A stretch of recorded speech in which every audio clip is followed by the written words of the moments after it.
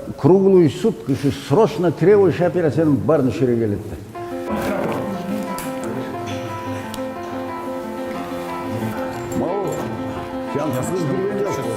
Хирургияда уақыт жоқ. Мен 64 жыл істеп атпаймын ба? Обычное нормальное учреждениеде 8-ден 12-ге чейин примерде. 9-дан 6-га чейин андан өрттөнөбөсө кетип каласың.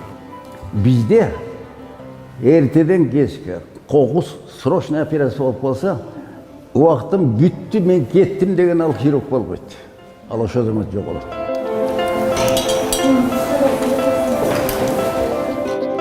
Ошо калып, срочный орда, адамдын өмүрүн сактап калып атат. Же чакырып келсе, закон боюнча ошол расстоянияны төлөш керек. Жо биз анан чыкпайбыз. Анын пайдасы жок. Баары торговать айтып, тигип отурабыз, ошо бойдон алып калат. Кээде бичара биздин хирург күн түн дебей. Бирөө айтпайт, мен суткасы менен шерип жүрөм. Ошого ким төлөйт? Мен деле бул сөз кылып көргөн эмесмин. Бизде кедейчиликте бирдеме десеңиз жоктон башка эчтеке айтпайт. А закон боюнча ошо неотложный түнкүсүн иштесе, түнкүсүн чакырса төлөш керек. Эми бизде негизинен түнкүсүн апет. Түнкүсүнө 5-6 хирург иштейт. Таң аткыча операцияда. 64 жыл мына мен балдарым билет. Бир жерге кечигип көргөн эмесмин. Бул жерге 1 саат эртең менен келбесем, ал күнү мен кечиктим деп.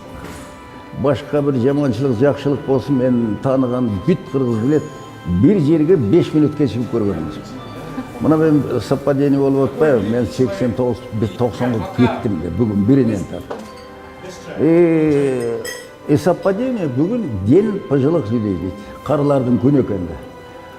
Мына мен 89 ушунга чейин мени кары деп бир киши поздравить этип койгон эмес. Тияктан болсун. Мен баягы кичине тамаша бир читап, ой, мен деле жашым келди. Ой, мен эми унутуп калдым, поздравить этип. Сизди биз карыга кошпайбыз дейт. Болуптур деп койчу. Мамед Мамакеевич, колуңуз, бутуңуз бош болбогондо у вас всегда было чем набрать номер телефона.